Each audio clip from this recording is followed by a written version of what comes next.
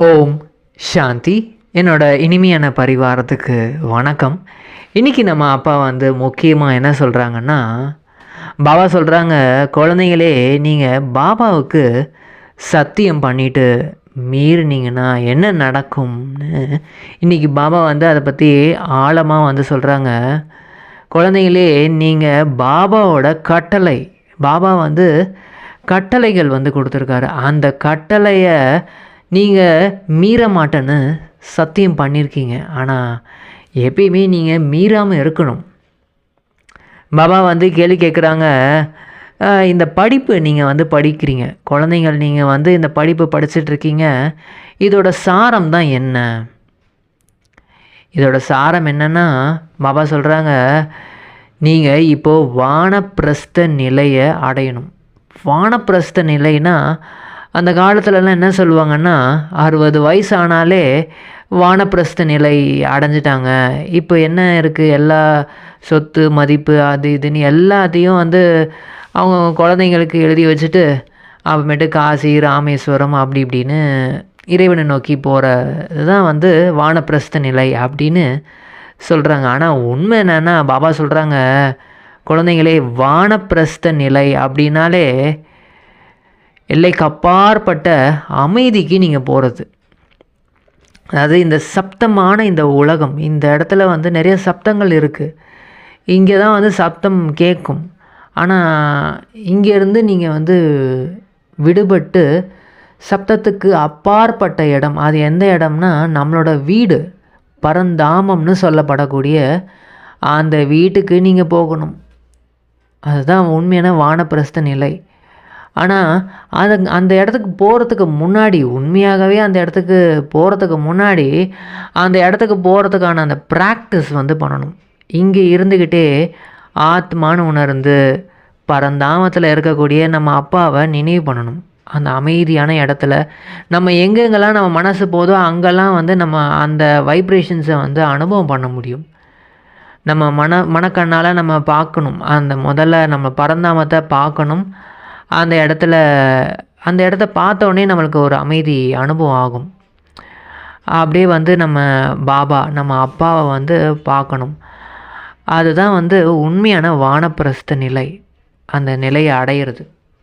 இப்படியே நம்ம அப்பாவை நினைவு பண்ணி அந்த அமைதியை அனுபவம் பண்ணி அப்படியே உண்மையாகவே அப்பா கூட்டிகிட்டு போகிற டைமில் நம்ம உண்மையாகவே கிளம்பி போயிடுவோம், ஈஸியாக, ரொம்ப சுலபமாக. பாபா சொல்கிறாங்க, குழந்தைங்களே, நீங்கள் வந்து தன்னை ஆத்மா என்று அனுபவம் செய்யுங்க.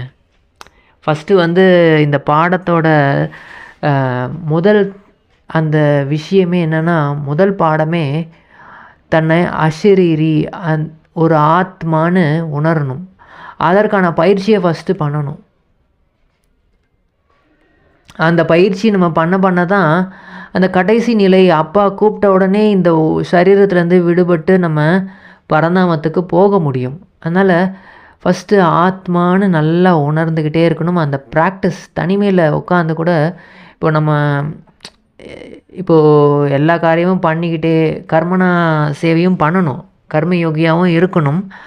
ஆனாலும் நம்ம ஒரு இடத்துல உட்காந்து நம்ம வந்து அமைதியாக அஷரீரியாக நம்ம ஆகணும். அதுக்கான ப்ராக்டிஸ் கொஞ்சம் கொஞ்சமாக நம்ம பண்ணணும். எந்த காரியம் செஞ்சுட்டுனாலும் ஒரு இடத்துல உட்காந்து நம்ம வந்து பண்ணணும் அப்படின்னு அப்பா சொல்கிறாங்க. ஏன்னா பாபா சொல்கிறாங்க, நீங்கள் ஃபஸ்ட்டு அந்த ஆத்மான உணர்ற அந்த ப்ராக்டிஸ் பண்ணால் தான் அப்பாவையே நீங்கள் சுலபமாக நினைவு பண்ண முடியும். பரந்தாமத்துக்கு போயிட்டு அப்பாவை வந்து நல்லா ஆத்மானு அவரை உணர்ந்து, ஏன்னா அவரும் வந்து ஆத்மாவாக தான் இருக்கார், ஜோதியாக தான் இருக்கார், நம்மளும் ஆத்மாவாக இருக்கிறோம். ஸோ அந்த கனெக்ஷன் நம்மளுக்கு அப்போ தான் ஏற்படும். அந்த பயிற்சி பண்ண தான் நமக்கு அந்த அப்பாவை நினைவு பண்ண முடியும். நினைவு பண்ணுறது எதுக்காகனா, பாபா சொல்கிறாங்க, குழந்தைங்களே, நீங்கள் இப்போது வந்து தமோ பிரதான நிலையை அடைஞ்சிட்டிங்க. தமோ பிரதானம் அப்படின்னா இருக்கிறதுலே ரொம்ப பழசாக கீழான ஒரு நிலை. ஒரு பொருளும் வந்து தமோ பிரதான நிலையை அடையுது, பழசாவது, ரொம்ப கீழான நிலையை அடையுது. அதே பொருள் வந்து புதுசாகவும் இருக்குது, புதுசாகவும் இருந்திருக்கு ஒரு டைம். அதே மாதிரி ஆத்மாவாகிய நம்மளும் ஒரு டைம் புதுசாக இருந்தோம். புத்தம் புதுசாக, அதுதான் வந்து சதோ பிரதான நிலை. அந்த நிலையை நீங்கள் இப்போ அடையணும் அப்படின்னா அப்பாவை ஆத்மான்னு உணர்ந்து நல்லா நினைவு பண்ணணும் அப்படின்னு அப்பா சொல்கிறாங்க. ஏன்னா நம்ம அதுதான் உயர்ந்த நிலை. அந்த நிலையை அடைஞ்சாலே நமக்கு வந்து எல்லா விதமான சுகமும் வந்து நமக்கு கிடச்சிக்கிட்டே இருக்கும். நம்ம இதை அடையணும் அதை அடையணும் அப்படின்னு ரொம்ப போட்டு நம்ம கஷ்டப்பட தேவையில்லை. எதுக்குமே ரொம்ப சுலபமான ஒரு வழியை பாபா வந்து நமக்கு சொல்லித்தராரு. அதுதான் வந்து உயர்ந்த நிலை. அந்த உயர்ந்த நிலையை அடையும் போதே நமக்கு தேவையானது எல்லாமே ஆட்டோமேட்டிக்காக கிடைக்கும். அது சத்தியுகத்தில் தான் கிடைக்கும்னு இல்லை, இந்த பிறவி அதாவது இந்த சங்கம் யுகத்துலேயும் நம்மளுக்கு கிடைக்கும். பாபா சொல்கிறாங்க, குழந்தைங்களே நீங்கள் இந்த சதோ பிரதான நிலையை அடையிறதுனால முழு உலகத்துக்கும் எஜமானர்களாக ஆகிருவீங்க. அது ரொம்ப ரொம்ப உயர்ந்த நிலை. அந்த நிலையை உங்களால் இந்த சதோ பிரதானமாக ஆகும் போது அது அந்த மாதிரி ஒரு உலகத்துக்கே எஜமானராக நீங்கள் ஆக முடியும். ஆனால் பாபா சொல்கிறாங்க, நீங்கள் அதற்கு வந்து அதிக காலம் வந்து முயற்சி செய்யணும். சதோ பிரதானம் ஆகிறதுன்றது ரொம்ப சாதாரணமான ஒரு விஷயம் கிடையாது. ஆனால் அதுக்கு மெதுவாக கொஞ்சம் கொஞ்சமாக நீங்கள் முயற்சி பண்ணுங்கள். ஏன்னா எடுத்த உடனே நம்ம வந்து அந்த நிலையை அடைய முடியாதுன்னு பாபாவுக்கும் தெரியும். பாபா அதனால தான் சொல்கிறாங்க, கொஞ்சம் கொஞ்சமாக நீங்கள் வந்து ப்ராக்டிஸ் பண்ணிக்கிட்டே இருங்க. இது வந்து கீழே உழுகாமல் இருக்கணும். அதாவது இது மலை மேலே நம்ம ஏறிட்டுருக்கிற மாதிரி. அந்த மலை மேலே ஏறிட்டுருக்கும் போது நிறைய புயல்கள் அடிக்கும். பாபா சொல்கிறாங்க, மாயா வந்து புயல் நிறையா கொண்டு வரும். கொஞ்சம் கொஞ்சமாக நீங்கள் ப்ராக்டிஸ் பண்ணிட்டு வரீங்களா, சரி இவங்கள போய் தாக்குவோம் அப்படின்ட்டு அது வந்து வரும். ஏன்னா அப்போ தான் வந்து நம்மளுக்கு தெரியும் நம்ம ஒரு ஸ்டேஜ் அடைஞ்சிருக்கோம், நம்ம நல்ல மாற்றம் நம்மளுக்குள்ளே வந்திருக்கு, பாபாவோட சக்தி நமக்குள்ளே இருக்குது அப்படின்னு எப்படி செக் பண்ண முடியும்னா அந்த புயல்கள் வரணும். அந்த புயல்களையும் நம்ம வந்து ஒரு பரிசாக நம்ம அனுபவம் செய்யணும். சரி இதுமாரி வருதா, நம்ம வந்து புரிஞ்சுக்கணும், நம்ம பாபாவோட பாயிண்ட்ஸ் எல்லாத்தையும் யூஸ் பண்ணணும். அந்த டைமில் புயல் வராமல் புயல் வந்தாலும் அதில் நம்ம தோக்காமல் இருக்கிறதுக்கு பாபா சொன்ன முரளி பாயிண்ட்ஸை வந்து நல்லா நினைவு பண்ணணும். இது வந்து ஒரு விளையாட்டு தான், இது ஒரு ட்ராமா தான், இது ஒரு டெஸ்ட்டு தான். நான் வந்து இப்போது அப்பாவை நினைவு பண்ணணும். மாயாவோட வேலையே எப்படியாவது அப்பாவை மறக்க வச்சிடணும் அப்படின்றது தான். அதனால் நம்ம வந்து அப்பாவை என் கூட இருக்கார், என் கூட இருக்கிறவர் பாபா என் கூட இருக்கார், அப்பா என் கூட இருக்கார் அப்படின்னு சர்வசக்திவான் என் கூட இருக்காருன்னு அந்த அவரை தான் நினைவு பண்ணணும். இங்கே நடக்கக்கூடிய அந்த புயல்களை கண்டு இது நம்ம பக்கமே யோசிக்கவே கூடாது. ஏன்னா மனசில் தானே அந்த புயல் வருது. மனசால் நம்ம வந்து அப்பா சொன்ன அந்த பாயிண்ட்ஸையும் அப்பா என் கூட இருக்காருன்ற அந்த நினைவை நம்ம கொண்டு வந்துகிட்டே இருக்கணும். மனக்கண்ணால் நம்ம அப்பாவை மட்டும்தான் பார்க்கணும்.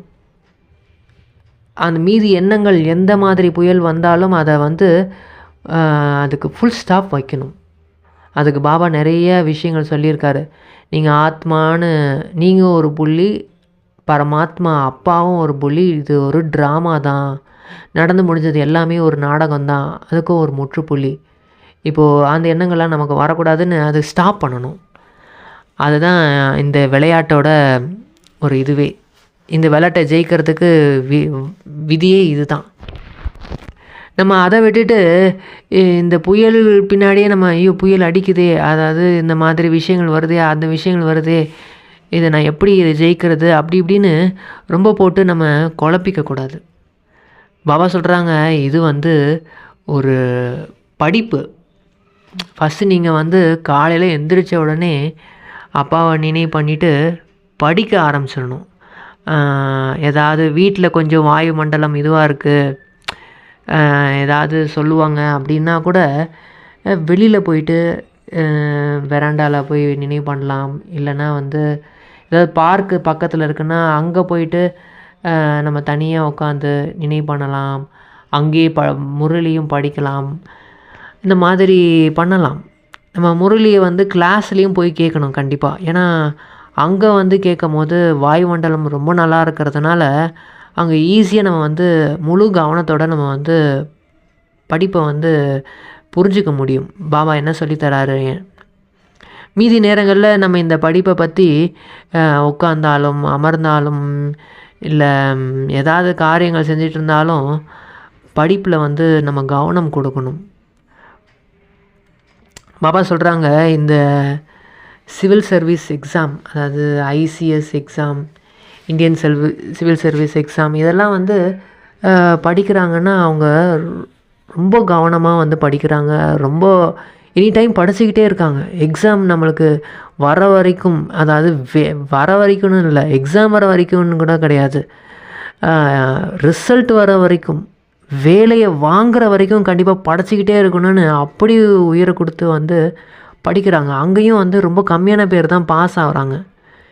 அப்போது இது வந்து உலகத்துக்கே எஜமானராகக்கூடிய படிப்பு. அப்போ இந்த படிப்புலேயும் நிச்சயமாக வந்து தேர்வு வச்சு தான் அப்பா வந்து செலக்ட் பண்ணுவாங்க. அதனால் தேர்வு வரும்போது நம்ம தேர்வுன்னு அது புரிஞ்சுக்கணும். அது வந்து ஒரு டெஸ்ட்டு தான், இந்த தேர்வில் நம்ம பாஸ் ஆகணும் அப்படின்னு நம்ம அதை புரிஞ்சுக்கணும் அந்த டைமில்.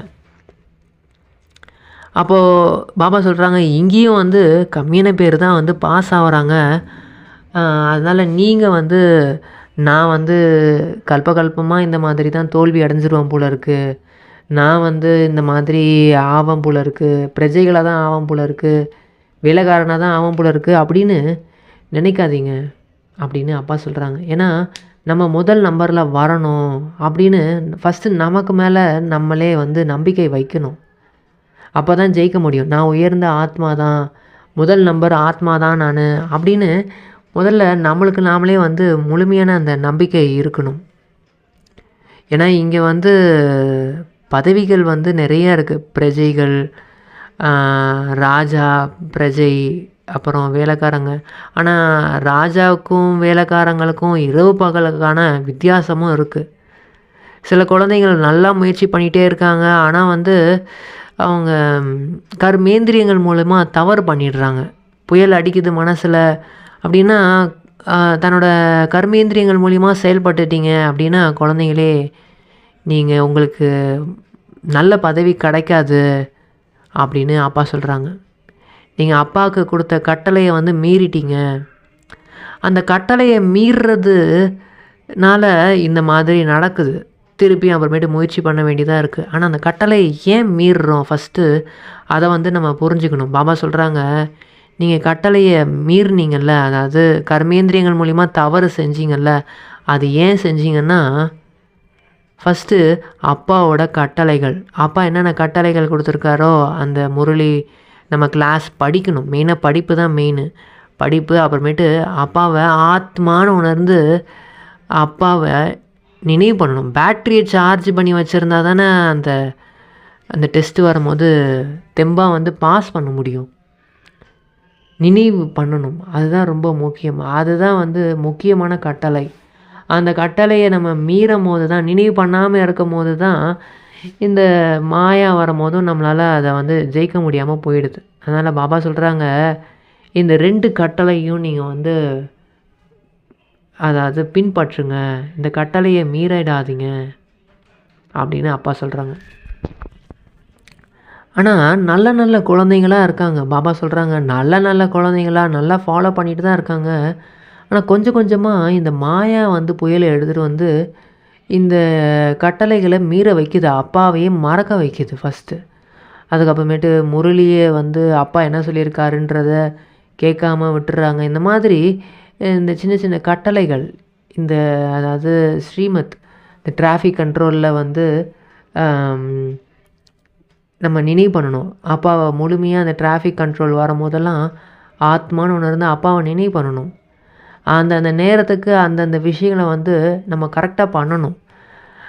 அதை தான் வந்து பாபா சொல்கிறாங்க, நீங்கள் ஒரு கடிகாரம் இருக்குது, அது என்னென்னா லிவர் கடிகாரம்.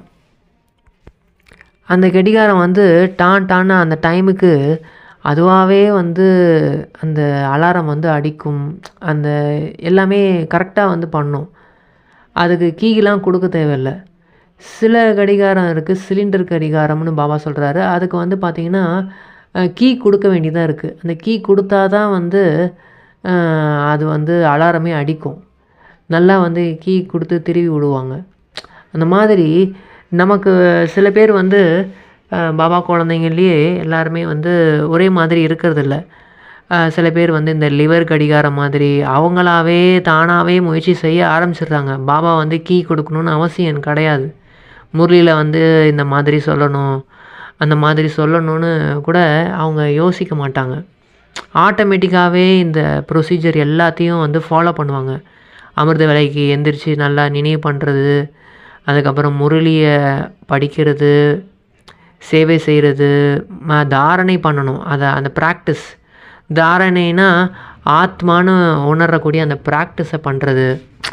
இந்த ப்ராக்டிஸ் எல்லாத்தையும் அந்த லிவர் கடிகாரம் மாதிரி ஆட்டோமேட்டிக்காக அந்த டைமுக்கு பண்ணுறது. நைட்டு தூங்குறதுக்கு முன்னாடி சார்ட்டு ஒப்படைக்கிறது, இது எல்லாமே வந்து ஆட்டோமேட்டிக்காக பண்ணணும். யாராவது இல்லைன்னா கீ கொடுக்குற மாதிரி, பிரதர் நீங்கள் இதை பண்ணுங்கள், நீங்கள் வந்து யாராவது வந்து சொல்கிற அளவுக்கு நம்ம வந்து வச்சுக்கக்கூடாது அப்படின்னு பாபா சொல்கிறாங்க. அப்போ தான் வந்து முழுமையாக இந்த டெஸ்ட்டை வந்து பாஸ் பண்ணி முழுமையாக வந்து நம்ம வந்து பாஸ் வித் ஹானராக ஆக முடியும், கட்டளையை மீறாமல் இருக்கும் போது தான். அதனால் பாபா சொல்கிறாங்க, நீங்கள் வந்து ரொம்ப கவனம் வந்து கொடுங்க. நீங்கள் வந்து சாதாரண ஒரு ஆத்மா கிடையாது, இறைவனால் தேர்ந்தெடுக்கப்பட்டிருக்கீங்க. அப்போது இறைவனால் தேர்ந்தெடுக்கப்பட்டிருக்கீங்க, பக்தியில் கூட நீங்கள் அப்பாவை நினைவு பண்ணீங்க. ஆனால் அங்கே வந்து ஏதோ மேலோட்டமாக தான் நினைவு பண்ணீங்க. இப்போது உண்மையான ஆழமான விஷயங்களை நீங்கள் புரிஞ்சுக்கிட்டு நீங்கள் இப்போ வந்து நினைவு பண்ணணும். அப்போது அந்த ஸ்டார்டிங் டைம்லலாம் பாபா சொல்கிறாங்க, நீங்கள் இந்த கிளாஸ் எல்லாம் கேட்டு முடிச்சுட்டு ஒரு இந்த பகாடு அந்த மலை மேலே போய் உட்காந்து நல்லா நினைவு பண்ணுவீங்க. ஆனால் இப்போது இன்னமும் ஆழமான ரகசியங்கள், இன்னும் ஆழமான விஷயங்கள்லாம் நீங்கள் புரிஞ்சிட்ருக்கீங்க. அதனால் நீங்கள் வந்து நினைவில் வந்து அதிகமான கவனம் கொடுங்க. ஆத்மானு உணர்ந்து அப்பாவை நல்லா நினைவு பண்ணுங்க. அப்போ தான் வந்து அந்த ஸ்டேஜ் வந்து நமக்கு ஈஸியாக இருக்கும். நினைவு பண்ணலன்னா மாயா வந்து தள்ளி விடு, ஏன்னா அது வர்றதே வந்து நம்மளை தள்ளி விடுறதுக்காக தான், இவங்களை கீழே தள்ளி விடணுன்றதுக்காக தான் வருது. அப்போது வந்து புயல் வந்து மனசில் அடித்தாலும் கர்மேந்திரியங்கள் மூலிமா செயல்பட்டுடாதீங்க அப்படின்னு அப்பா சொல்கிறாங்க.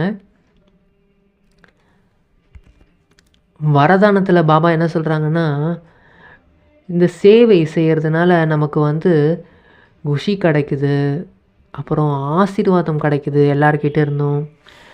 அது வந்து இப்போது நம்ம ஏதாவது ஒரு சேவை செய்கிறோம் அப்படின்னா அந்த சேவை மூலிமா மற்றவங்களுக்கு சுகம் கிடைக்குது அப்படின்னா ஒரு மகிழ்ச்சி கிடைக்குது.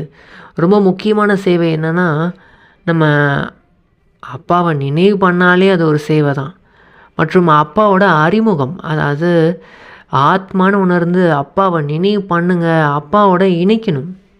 நம்ம வந்து நம்ம நம்ம அன்பு காமிச்சு நம்ம தான் வந்து இதெல்லாம் பண்ணுறோம் அப்படின்னு சொல்லி நம்ம பக்கம் எழுந்துட்டோன்னா அது வந்து டிஸ்சர்வீஸ் ஆகிடும். அப்புறம் நம்மளால் எதுவுமே பண்ண முடியாத மாதிரி ஆகிடும். அதனால் நம்ம வந்து இறைவன் பக்கம் திருப்பி விடணும். எல்லாரையுமே வந்து இறைவன் பக்கம் அவங்க நினைவை வந்து கூட்டிகிட்டு போகணும். இறைவனோட புகழை வந்து பாடி அவங்களுக்கு சொல்லி புரிய வைக்கணும். இறைவன் தான் நம்மளுக்கு ஹெல்ப் பண்ணுவார், அவர் தான் எப்பயுமே நிரந்தரமாக நம்ம கூட இருப்பார். இந்த மாதிரி இறைவன் பக்கம் நம்ம கொண்டு செல்வது தான் உண்மையான மிகப்பெரிய சேவை. அந்த சேவையை செய்யும் போது மற்றவங்க, அதாவது இறைவன் நம்ம கூட இருக்கார் அப்படின்னு சொல்லும் போது அவங்க மனசு வந்து அவ்வளோ குஷியாக அவ்வளோ நம்பிக்கை நிறைந்ததாக மாறும். அப்போது வந்து அவங்க மனசால் வந்து ஆசீர்வாதம், அவங்க மனசால் திருப்தி அடையும் போதே நமக்கு ஆசீர்வாதம் ஆட்டோமேட்டிக்காக வந்து சேரும்.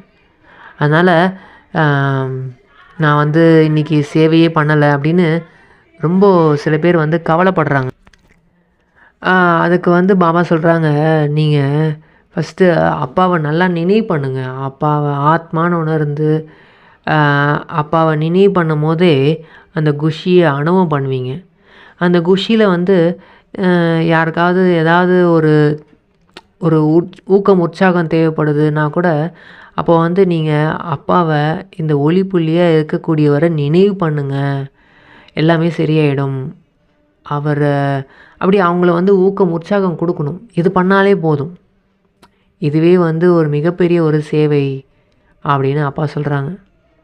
நம்ம ஸ்லோகன் என்ன சொல்கிறாங்கன்னா, பாபா குழந்தைங்களே நீங்கள் வந்து இந்த டெஸ்ட்டு வரும்போது என்னடா இது இவ்வளோ தடைகளாக இருக்கே, இவ்வளோ பிரச்சனையாக இருக்கே அப்படின்னு சொல்லிட்டு முதல்ல மனசால வந்து அது தடைகளை வந்து தடைகளாக பார்க்காதீங்க. அந்த தடையில இருக்கக்கூடிய நன்மைகள் என்னவோ அதை வந்து அந்த திரையை விலக்கிட்டு பாருங்க. என்னடா இந்த இப்படி இருக்கே, அப்படி இருக்கேன்னு நம்ம வந்து சோதனை மேலே சோதனையாக இருக்கே அப்படின்னு நம்ம பார்க்கக்கூடாது. அதில் நிச்சயமா நன்மை இருக்குது. அது அது வரலன்னா நம்ம வந்து முயற்சியே செய்ய மாட்டோமே. ஏதாவது ஒரு நன்மை நிச்சயமாக இருக்கும். நம்மள முயற்சி பண்ண வைக்கிறதுக்காக தான் இந்த மாதிரி தடைகள் வருது. நம்ம இன்னமும் நல்லா பக்காவா அப்பாவை நினைவு பண்ணுறதுக்காக தான் இதெல்லாம் வருது. நம்ம அதாவது பேட்டரியை சார்ஜ் பண்ணுறதுக்காக தான் இதெல்லாம் வருது அப்படின்னு நம்ம நல்லா புரிஞ்சுக்கணும். நம்மளை முன்னேற்றத்துக்காக தான் வருது. நம்ம இப்போ பொறுமையாக இருக்கணும். நம்ம எவ்வளோக்கு எவ்வளோ பொறுமையாக இருக்கிறோமோ அவ்வளோக்கு அவ்வளோக்கு நம்ம சக்தி அதிகமாக கிடைக்கும். அதுக்காக தான் இந்த டெஸ்ட் வருது அப்படின்னு நம்ம நல்லா புரிஞ்சுக்கணும் மனசால். அந்த திரையை விலக்கி பார்த்தா தான் நம்மளுக்கு அந்த ஆழமான ரகசியங்கள்லாம் புரியும். அந்த திரையை விளக்கணும். அந்த திரையை விலக்கி பார்க்குறதுனா ஃபஸ்ட்டு வந்து நம்ம மனசால் நம்ம அமைதியாகணும். புயல் அடிக்கும்போது அமைதிப்படுத்தணும் அந்த புயலை. அப்பாவோட நினைவு மூலிமா, அப்பாவோட ஞானத்தின் மூலிமா அந்த அமைதிப்படுத்தணும். மனசுக்கிட்ட பேசணும். அமைதியாகி சப்தத்தை கடந்த அந்த வானப்பிரஸ்த நிலையில் நம்ம இருக்கணும். அப்போ தான் அந்த திரையை வந்து நம்ம விலக்கி நம்ம வந்து பார்க்க முடியும். அதில் என்ன ரகசியம் அடங்கியிருக்கு அப்படின்னு. பாபா சொல்கிறாங்க, இப்போ நீங்கள் வந்து இவ்வளோ பிரச்சனை நம்மளுக்கு கொடுக்குறாங்க, அப்படி பண்ணுறாங்கன்னும் போது உறவுக்காரங்களே இருந்தாலும் அவங்கள விட்டு விலகிலாம் நான் வந்து போக சொல்லவே இல்லையே அப்படின்னு பாபா சொல்கிறாங்க. நீங்கள் வந்து விலகி போக வேணாம், விலகி இருங்க. அதாவது ஆத்மா அபிமானியாக இருக்கிறது, விடுபட்டு இருக்கிறது.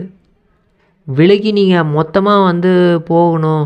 இந்த சென்டரில் நம்ம இருக்கிறோம், இங்கே சேவை செஞ்சுட்டே இருக்கோம், இவங்க இந்த மாதிரி சொல்லிட்டாங்க, அந்த மாதிரி நடக்குது நமக்கு அப்படின்னு சொல்லிட்டு இந்த இடத்த விட்டு நம்ம விலகி போகணுன்னு அவசியம் கிடையாது. ஆத்மான்னு உணர்றது தான் அந்த விடுபட்ட நிலை. அந்த விடுபட்ட நிலையில் நம்ம இருக்கணும். அது இருந்துக்கிட்டே நம்ம வந்து இருந்தாலே நம்மளால் ஈஸியாக வந்து அவங்கள மனசால் ஏற்றுக்க முடியும்.